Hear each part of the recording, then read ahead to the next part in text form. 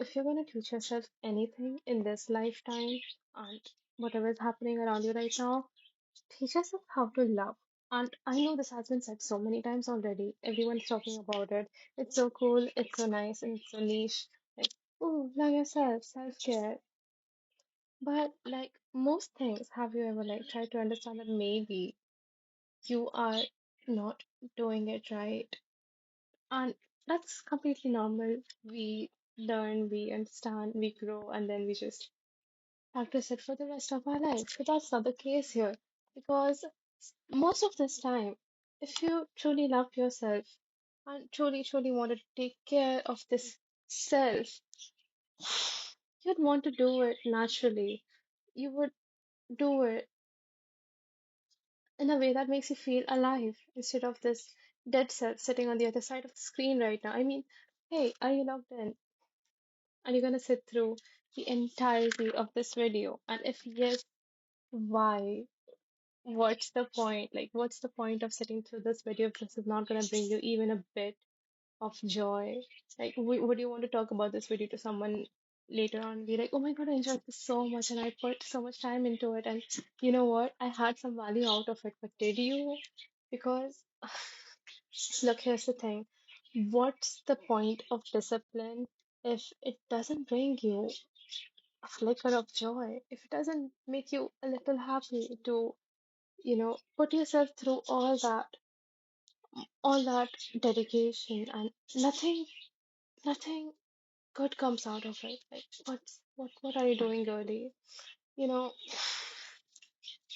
we have been taught to find meaning in everything, in every part of this life, and when we create pieces of it, and sometimes to make it feel nice, we have to antagonize some part of it. It's as if we have to create pieces of it that must first be conquered, struggled through, survived. And recently, I got a taste of this myself because, well, I got an internship while also being in college, while also focusing on a few projects of my own. So I was doing more than I should have been doing, but you know, a girl's gotta do what she gotta do. And I wanted everything to be nice, everything to work out at the same time, but the amount of pain that brought me was not worth it. And well, for a moment, I was so happy. I did not, because um I didn't just want to learn, I craved it. And I was good at it. And it was working so fine, it shocked me. And then somehow, I don't know what happened, it shifted.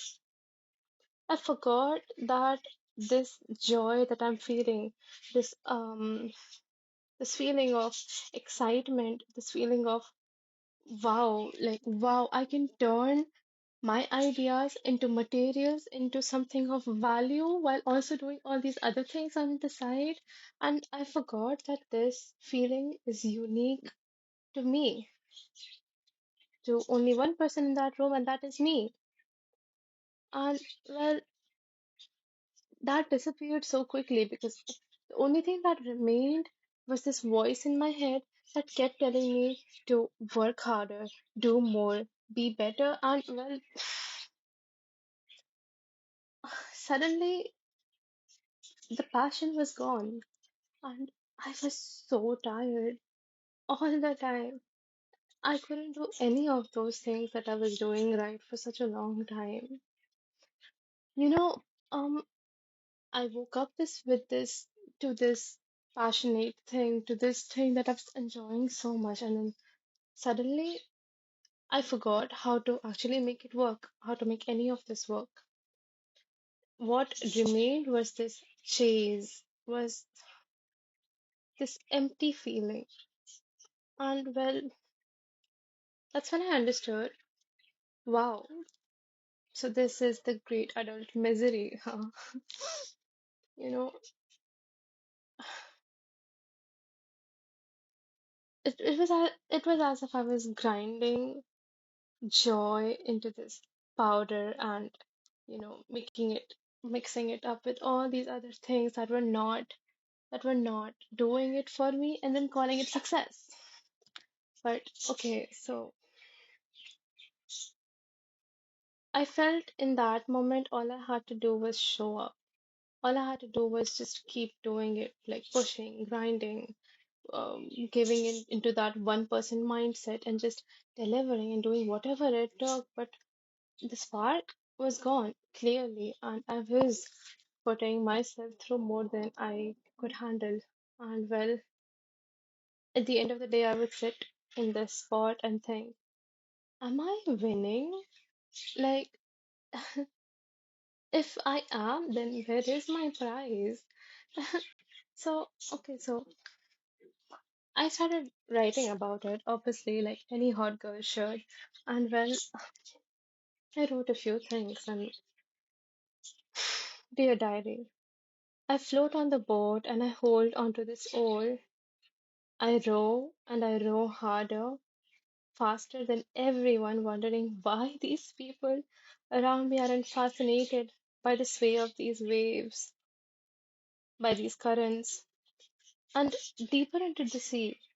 Once my arms gave up and I started to ache, I understood why. So I take a moment now. I rest my arms. I can always let the stream carry me. You know, you don't always have to fight the water. You can rest and trust the grand scheme of things. Because when you take that rest and you try to appreciate the better things that are happening for you and things that are naturally coming through for you, you will somehow feel at peace, even if it is forced in the moment and you are doing it at the expense of a lot of things that are already happening around you. What this does is that when you start rowing again, when you take on the oars and start rowing again, and what you feel is not just resistance from the water, it's the presence. It is. It is the sign that you have somehow understood how this works. Because when you fall in love with the texture of effort itself, with the quiet nuance of struggle, and so when you row again, you row not to prove, but to participate. Because life is just a dream, and you are the one that's architecting it. And maybe, just maybe, you may return to this once you somehow figure it out and you choose love.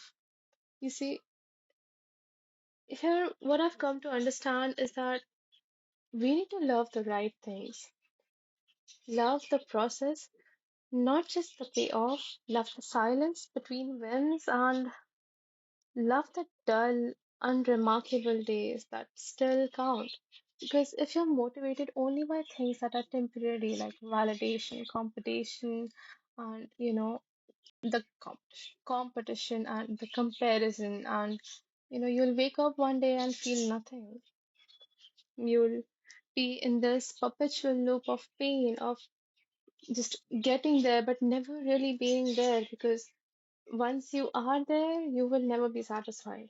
So instead of teaching yourself all these ways and all these tricks of forcing your body to push forward and into this grind, into this mindset of excelling, you are not you are not making yourself perfect. You are actually just pushing yourself to a point where you will stop enjoying everything.